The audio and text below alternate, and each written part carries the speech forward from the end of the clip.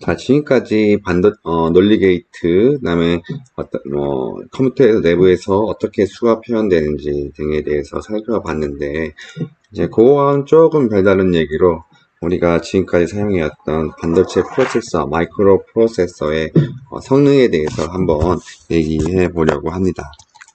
요 유니 프로세서는 지금 많이 사용되는 프로세서는 아니고요.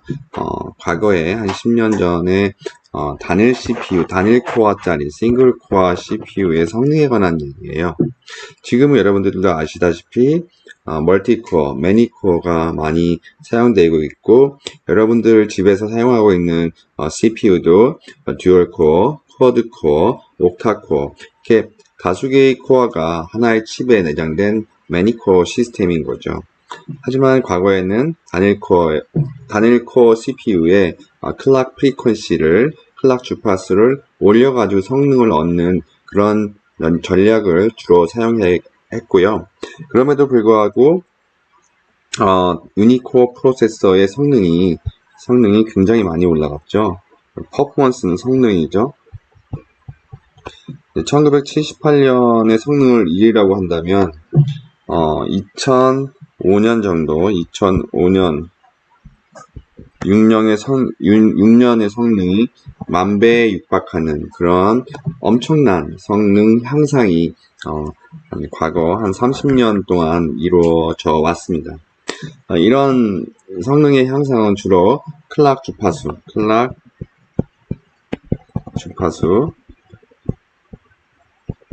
프리퀀시,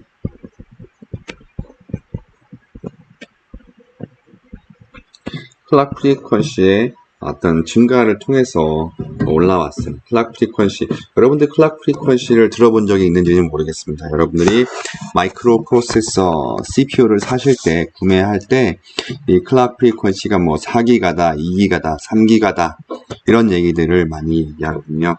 최근에는 뭐 2GHz, 3GHz, 이런 얘기를 많이 하는 거예요. 이런 것들이 다 나오는 것들은 클락이 1초에 몇 번 뛰는지에 대한 얘기를 하는 거예요. 기가헤르츠는 10의 9승 헤르츠고요. 여기에 의미하는 바로는 1초에 클락이라는 것이 10의 9승번, 10억 번 뛴다는 얘기예요.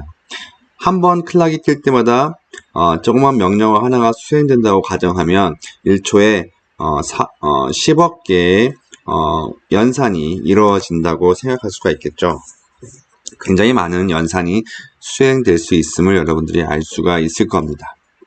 그렇죠? 기가헤르츠라는 게 엄청난 거예요. 근데 여기 보시면 3.6기가, 뭐 4기가, 뭐 이런 말들이 나오니까 그렇다고 한다면 4기가헤르츠라면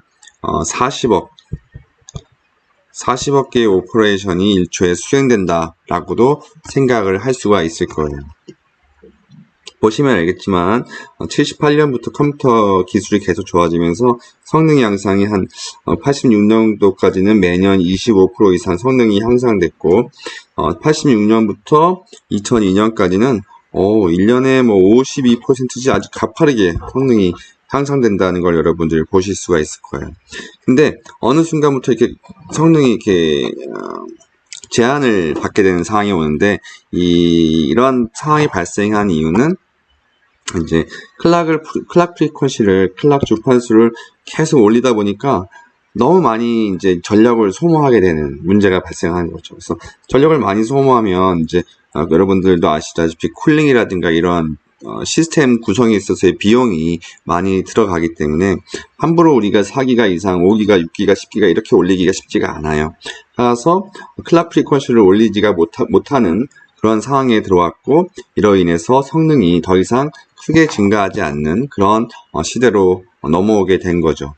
그리고 더불어서 이런 마이크로 프로세서가 소모하는 파워 소모의 제약뿐만 아니라 어떤 인스트럭션 레벨 패러리즘이라고 해서 우리가 얼마나 병렬적으로 명령 하나를 수행할 수 있는가, 이런 부분이 있는데, 아무리 CPU를 좋게 만들다 하더라도 명령어 안에는 이렇게 이제 순서가 있기 때문에 이런 것들을 이제 병렬로 수행할 수 있는데 한계가 있어요. 이런 것들이 있어가지고 역시 성능을 향상시키는 데 있어서 제약이 됐던 거고, 메모리 레이턴시도 여러분들이 이제 CPU를 보시면 이제 그 내부에 캐시가 많이 있는데, 이게 CPU가 아무리 빨리 동작하더라도 바깥에 있는 그 DRAM이라고 하죠. DRAM, 메인 메모리에서 데이터를 읽어와서 처리해야 되는데, CPU는 아무리 빨리 발전하더라도 그 DRAM을 접근하는 그 칩 바깥에 있는 메인 보드에 있는 마더보드에 있는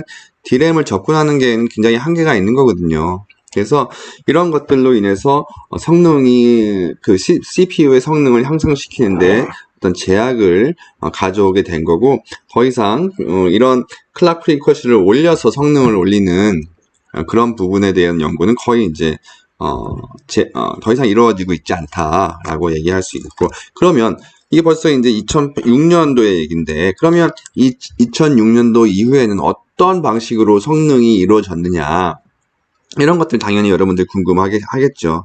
어떤 방식으로 이루어졌을까요? 제가 이미 말씀드렸듯이 클락 프리쿼시를 올리는 대신에 코어 수를 증가시키는 거예요. 코어의 수를 증가시켜서 성능을 향상시키는 거예요. 여기까지는 2005년, 6년까지는 여러분들도 여기서 보시다시피 코어가 하나짜리예요.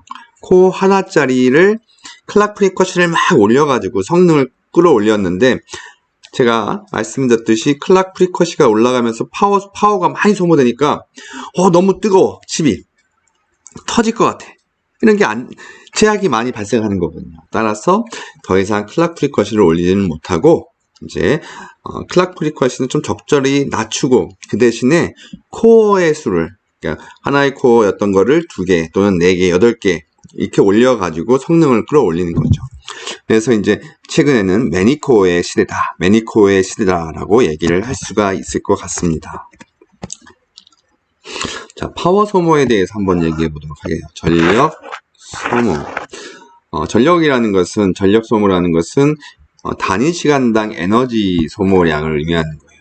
전력을 우리가 P라고 하고, 에너지를 E라고 하고, 수행 시간을 T라고 했을 때, P는 에너지를 수행 시간으로 나눈 거예요. 단위 시간당 에너지 소모를 우리가 P라고 부르는 거죠. 당연히 그러면 에너지는 어떻게 될까요? 파워 곱하기 수행 시간, 이렇게 계산이 될 수가 있겠죠. 그렇죠?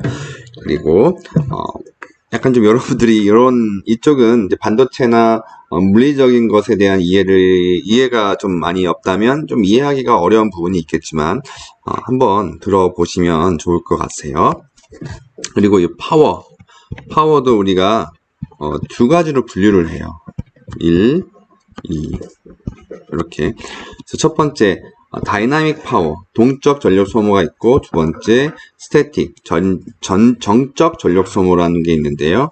이거는 CPU가 아까 이제 우리가 이전에 어떤 논리 게이트를 트랜지스터로 만들어 봤는데, 동적 전력 소모는 트랜지스터가 스위치 온, 스위치 오프 하면서 소모하는 전력을 우리는 다이나믹 파워라고 하고요.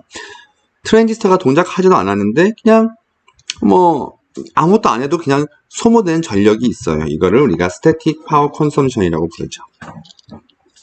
아까 이전 TP에서 제가 클락 프리쿼시를 올리지 못한 이유가 파워 소모가 너무 급격히 올라가기 때문이라고 얘기한 바 있잖아요. 그래서 여기 보시면 클락 프리퀀시가 1.2 MHz, 16 MHz, 200 MHz, 2 GHz, 3.6 GHz 이렇게 클락 프리퀀시가 이렇게 올라가면서, 그죠? 파워 소모가 이렇게 올라가요. 좀 더 올리면 이렇게 올라가겠죠. 그죠? 너무 뜨거워요. 그리고 이렇게 매니지먼트, 이렇게 감당할 수 없을 정도의 파워 소모가 일어난다는 얘기죠. 이게 웬만한 쿨링으로는 할 수가 없는 그런 시스템이 되는 거죠. 그래서 어쩔 수 없이 당연히 클락 프리퀀시가 올라가면 성능이 올라간다는 걸 우리가 알 수 있지만, 그럼에도 불구하고 클락 프리퀀시를 올리지 못하는 이유는 파워 소모가 그만큼 많이 소모되고, 그 파워, 증가된 파워를 우리가 매니지먼트 할 수가 없기 때문에 클락 프리퀀시를 올리지 못하는 거예요. 그죠? 그럼 어떻게 됐다? 매니코어. 클락 프리퀀시는 낮추면서 코어 수를 여러 개 늘리는 방향으로 이제 성능 향상 기법이 바뀐 거죠. 자, 그건 그렇고요. 일단 이제 파워 소모는 두 가지로 이제 우리가 구분을 했었잖아요. 그래서 동적 전력 소모와 정적 전력 소모가 있는데 요거를 우리가 한번 좀 더 세부적으로 알아보도록 하겠습니다.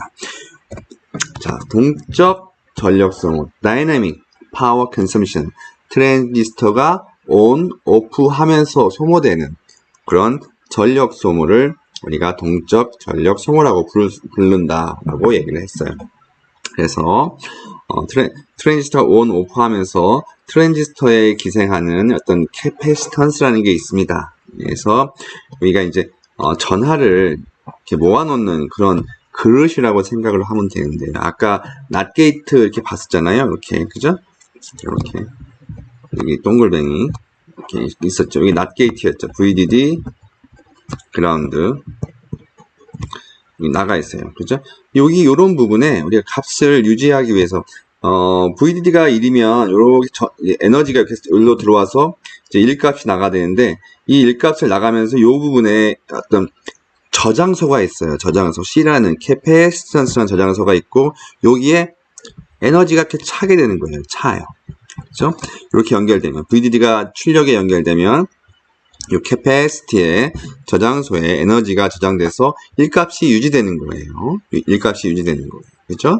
그리고 다시 이제 이 값이 1이 돼서 요쪽이 끊기고 여기가 연결되면 여기 있는 에너지가 여기로 쭉 빠져나가서 여기가 0이 되는 거예요. 요 저장소에 있는 것이 다 빠져나가니까 에너지 레벨이 0이 되겠죠. 그래서 출력이 0으로 바뀌게 되는 거예요. 그래서 이게 이런 스위칭을 통해서 에너지가 차징되고 그다음에 또 한번 이게 값이 1이 0에서 1로 바뀌면 여기가 끊기고 얘가 연결돼서 여기 차지됐던 에너지가 그라운드로 빠져나가서 에너지가 소모되는 그런 형태인데, 그리고 요 저장소의 크기를 우리가 이제 캐패시턴스라고 부르는 거예요. 캐패시턴스. 그래서 파워는 트랜지스터 게이트의 캐패시턴스를 차지하기 위해서 이제 소모가 되는 거고요. 그리고 이제 에너지는 필요한 에너지는 요 캐패시턴스를 차지하기 위한 에너지는 VDD 동작 전압의 제곱에 비례해요. 이렇게. 요거는 그냥 여러분들 죄송하지만 외워두시면 좋을 거예요. 물리적인 법칙에 의해서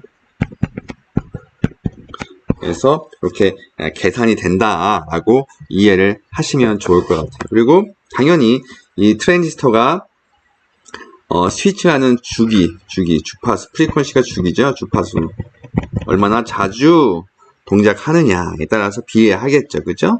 자주. 이 프리퀀시가 자주 변한 스위치 on, off 이런 게 많으면 많을수록 차지, 디스차지 하니까 에너지를 많이 소모할 거예요. 근데 그죠? 예, 그래서 파워는 아까 캐패시턴스의 크기, 그 다음에 VDD의 제곱, 동작 전압 1V도 될 수 있고 2V도 될 수 있고 3V도 될 수 있고 5V도 될 수 있고, 그 다음에 이제 얼마나 자주 차징되고 디스차징 하느냐. 그런데 요거는 이제 스위칭이 트랜지스터가 한 번, 두 번 할 때마다 이제 한 번씩 에너지가 소모되는 거기 때문에 반으로 나눠줘야 돼요.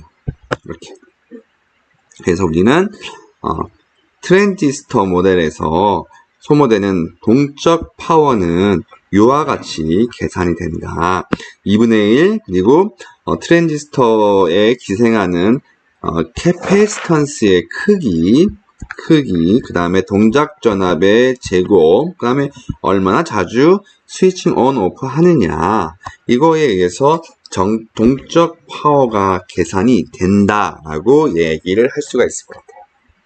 조금 여러분들이 이해하는데 어려움이 있을 수 있겠지만 한번 살펴보시고 질문을 해주시거나 하시면 좋을 것 같아요. 자, 반면에 우리가 정적 파워는 뭐라고 했죠? 트랜지스터 스위치 on, off. 트랜지스터가 스위칭을 하지 않아도 전력을 소모하는 거예요. 이런 것들을 우리가 이제 정적 소모다라고 하는데요. 트랜지스터에서는 회로에서는, 반도체에서는 우리 물도 수도가에서도 물도 꽉 잠가도 물방울 하나씩 떨어지죠. 그죠? 예. 이렇게 해서, 여러분들 아실 거예요. 이렇게, 여기를 잠가더라도 물이 좀 떨어지는 거 있잖아요. 이거는 누설됐다고 하잖아요. 누설. 마찬가지예요. 반도체에서도 이런 게 있어요. 이 0이어도 이게 어떻게 좀 이상하게 전기가 이렇게 흘러나가요. 전기가 빠져나가는 거예요. 이런 걸 누설 전류라고 그래요. 누설 전류. 응? 동작하지 않아도 꽉 잠가놨는데 에너지가 빠져나가는 거예요. 그래서 이 quiescent supply current, 이게 누설 전류를 이제 IDD라고 얘기를 하고, 이때 우리가 이제 정적 전력 소모는 누설 전류 곱하기 동작 전압으로 우리가 계산을 할 수가 있다라고 말씀드릴 수 있겠습니다. 그러면 전체 파워는 어떻게 돼요? 동적 파워, 다이나믹 파워 더하기 스태틱 파워가 되겠죠. 그죠? 그러면 이거는 2분의 1 CVDD 제곱 곱하기 F 더하기 I 누설 전류 곱하기 VDD. 이렇게 우리가 계산할 수가 있겠죠. 전체 파워는.